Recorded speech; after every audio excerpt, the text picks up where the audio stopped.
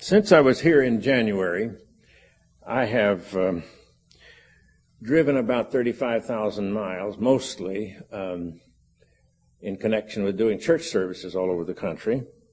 This third career that I'm in, doing these church services, career is not a very good word because I don't get paid enough to make it a career, really, but in terms of amount of time, it's really a third career. But it gives me an opportunity not only to do services, but also see a lot of people. I have friends and relatives all over the country, and I love sightseeing, and I like to visit with people. So the combination of doing church services and sightseeing and visiting people has become a really pretty nearly full-time job. I've done 17 services since I was here in January in 12 states, all the way from Vermont to Arizona, that direction, from Florida to Oregon, crisscross the other direction. 14 different churches. That means I've done services in a few churches more than once. And 7 of these places that I've been to were new to me. I say that because, not to brag, but to let you know that I have a little bit of credentials when I come to talk about maintaining our idealism in the real world, because I see Unitarian Universalists all over the country being very concerned about the world situation, the national situation, and struggling with this issue of maintaining our idealism in this real and troubled world. I don't claim to have the answers for everybody, and I would like to tell you a little bit about my own thoughts on the subject and give some guidelines about how to deal with this issue. Now, I see Unitarian Universalists as very idealistic, but I also see them as very much involved with the world. So idealism in the real world is a good coupling for Unitarian Universalists. It reminds me a little bit of a joke that I heard many years ago, and I guess it actually originated when it was just Unitarian Church before the merger in '61. The story is of a travel guide, tourist travel guide, in a New England town showing a bunch of tourists around. And as you may know, in New England, it's not unusual for the Unitarian Church to be the big church right downtown. That's the situation in Burlington, Vermont, where I spoke on the 4th of July. The Unitarian Universalist Church there is at the end of Church Street, right downtown Burlington. And incidentally, I say only half facetiously that I spoke there on the 4th of July as a stand-in for Howard Dean. And the reason I say half facetiously, he was supposed to be the speaker that day.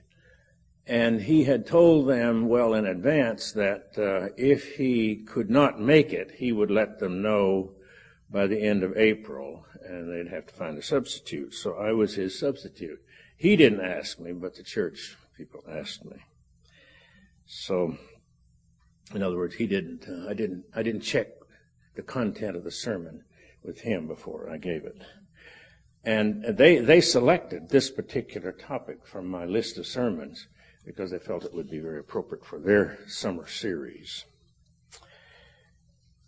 Anyway, this story is that this tourist guide was showing people around, and as he came to churches, he would try to tell the people, what these people of that church believed in.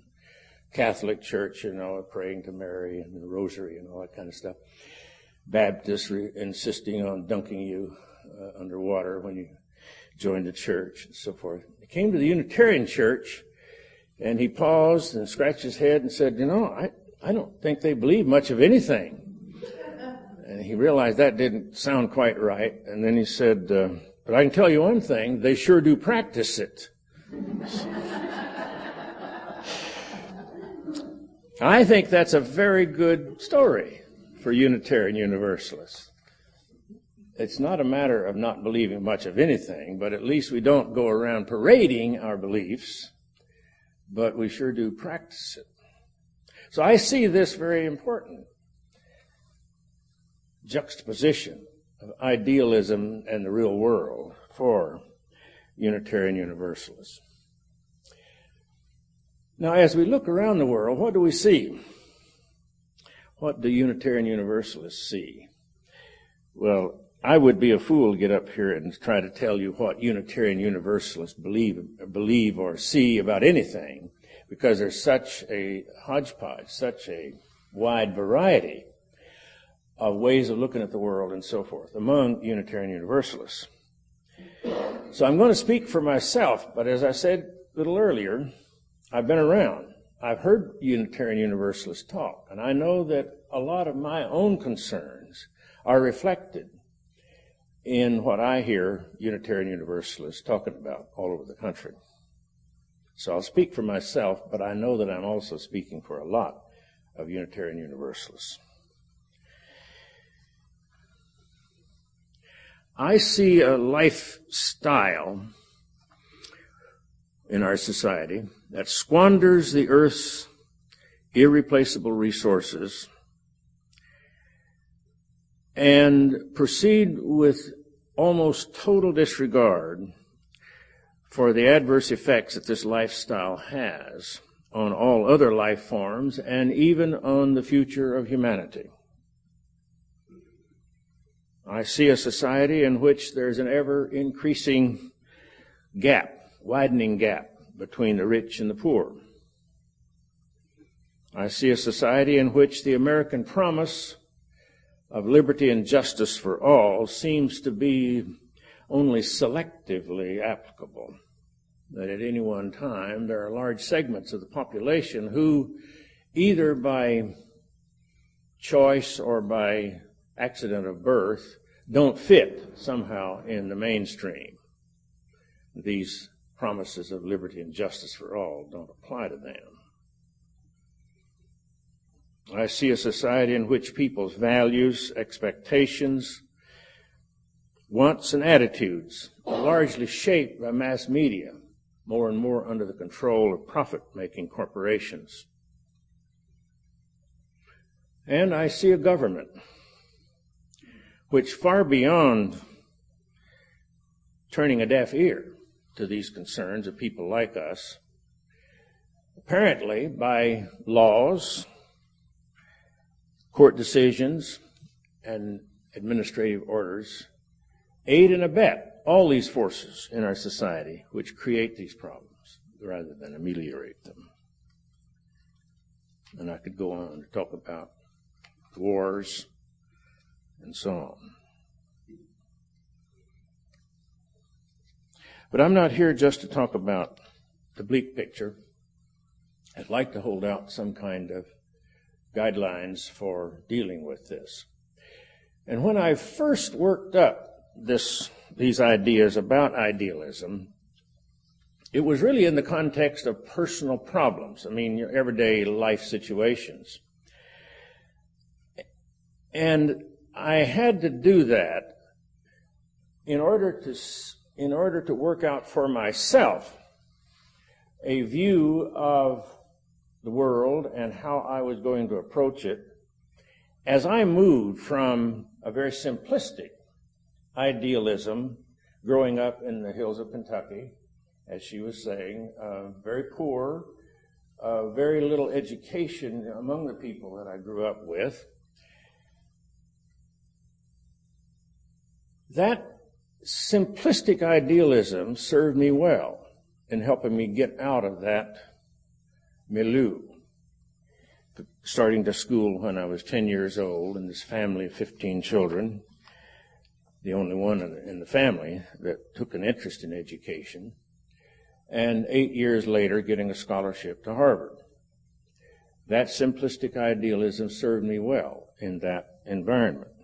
But getting to Harvard, being immersed in a completely different society, essentially, I had to do a lot of adjusting. I had to do a lot of adjusting of my view of what the world is about, and therefore who I am to be in that new world. And I struggled a good deal with that idealism, having to give up a lot of what I had had before. But at the same time, trying to keep what was important to me, what had been important to me, and would probably be important for me even in that new life. So it was later, looking back, that I worked out some of these ideas about how we maintain some semblance of idealism as we face a very difficult world, and very different from what I grew up in. The story of Creon and Antigone presents us two extremes. And incidentally, just a little bit more about Creon. After he had Antigone killed, Haman, his son, who also had his eye on her, committed suicide. His mother, Creon's wife, because of the loss of her son, committed suicide. In the face of these deaths, Creon turned to his page and said, "What time is it?" And the page said 5 o'clock. "What's on our agenda for 5 o'clock?" And the page said, "I think it's a cabinet meeting." Well, we better get along to it. So not only had he relinquished all his idealism, but he seems to have relinquished all human feelings. So we have these two extremes. Creon, who claims to have been idealistic earlier, but who, in the face of getting the job done, had to relinquish it, at least he said. And then Antigone, who says, if that's the kind of world I'm going to have to live in, I don't even want to live. So where between those two extremes do we stand when it comes to any particular situation? We can be practical and say to heck with our idealism, or we can say, I stand on this ideal, I will not budge, and die, figuratively or literally. And hopefully, we can find some place in between those two extremes. About the time I heard this story of Creon and Antigone, I learned the story of Galileo. And it really bothered me that my hero, to the extent that scientists would recognize saints at all, Galileo is a kind of patron saint of scientists. And I was a physics major and PhD candidate eventually.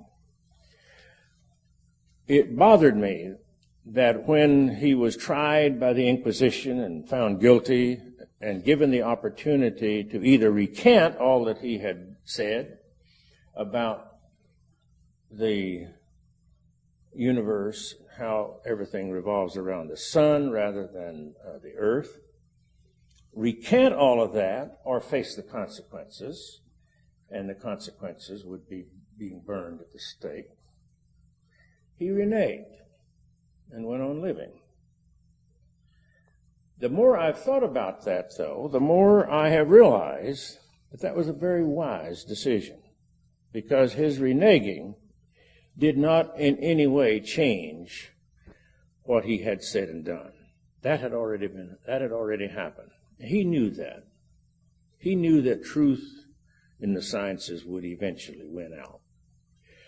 And the reason I say it was fortunate for us that he did renege is that He went on living essentially under house arrest to do a lot of original research in mechanics, which laid the foundation for Newton's laws of motion and Newton's universal law of gravitation.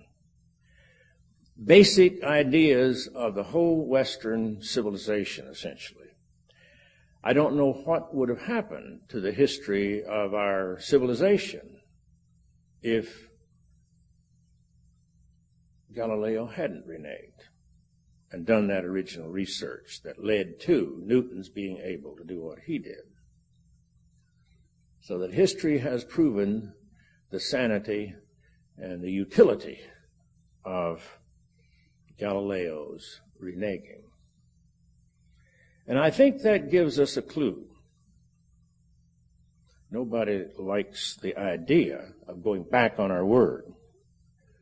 But given the extremes, we're going to have to find some place in between or live in complete abandonment of those ideals or, as Antigone said, die instead of facing that reality. So the guidelines that I would like to point to are the following. First of all, fairly obvious from what I've been saying. In order to live at all, at least sanely in the world, we have to be willing to compromise. To stick to a stance of living true to your ideals means you die, either literally or figuratively. We have to be willing and able to compromise. Find that point between Creon and Antigone where we can be reasonably happy and go on living. And the point at which we come down in between those two might be different for every different situation. There is no rule that can be handed out that will do in all situations. I feel very strongly that just as UUism is a do-it-yourself religion, living our lives is a do-it-yourself process. We have to fight it out at every point as to where we stand. The second point is we should think hard before we become a martyr. The world needs a few martyrs, but only a few. I could make a case for the world needing martyrs, but not very many. The bigger need is for people who can, like Galileo, find some way to go on living and still serving the causes that our martyrdom might have served. Go on living and working. That's what the world needs, much more than it needs martyrs. A few martyrs, yes, but not very many. I'm not saying don't be a martyr. Think hard. Think hard about that. Sometime I'd like to work up a talk about martyrdom. There are various forms of martyrdom, like walking out of a difficult situation, a marriage. When do you say, to heck with it, I'm getting out of this, rather than staying in there and fighting it out? Walking out is a form of martyrdom. It's not an easy call. We have to fight it out in our own conscience when we're faced with that kind of issue. Third, we're all of us, good and evil. There's an angelic component of our personalities and a satanic component. We don't have to look for Satan out there, to the extent that there is a Satan that's right here in us. And to stand up and claim that we are blessed, we are sanctified, we are sinless, Christ-like, is not warranted in any way by anybody. No nation or society has a monopoly on goodness.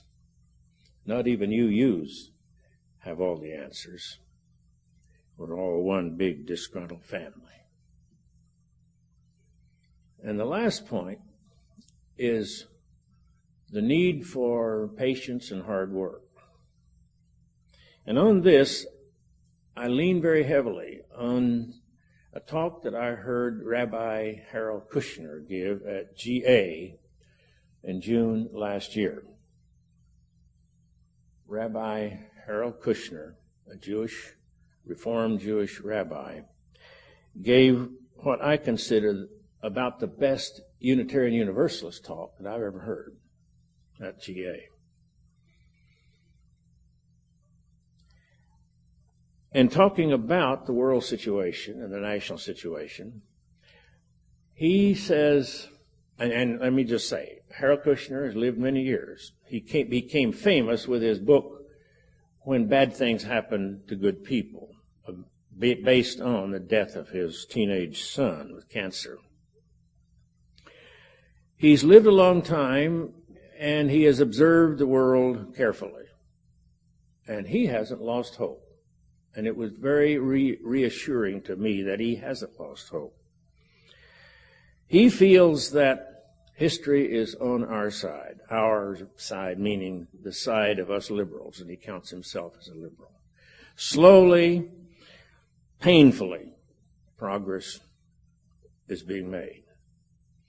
Slowly and painfully, meaning that we must be patient and work hard. Work hard at the grassroots level, laying the foundation for that humane society that America has always promised to be. He hasn't lost hope. And hearing Rabbi Kushner, I resolved not to despair, but to keep on going and doing the best I can with what I know I can do. And I hope you can also. That closing hymn, Wake Now Our Senses, is very fitting. I'm glad we are able to do that one of the two that I selected, because it fits very well with this general topic. I'd like to say let's omit stanza 2. It's a long hymn, so let's omit stanza 2, and that leaves wake our senses, our compassion, our conscience, and our vision. And all four of those, reason is the one that I'm leaving out, but all five really are very important parts of our idealism. So I would feel very strongly that this song sort of encapsulates the entire message. Let's see, we're supposed to have the polylogue before we have the song. But anyway, those comments about the song I think are appropriate, because when we do get back to singing it, keep that in mind. Those four things that we're going to be talking about in that song are key elements of this idealism. So, feedback.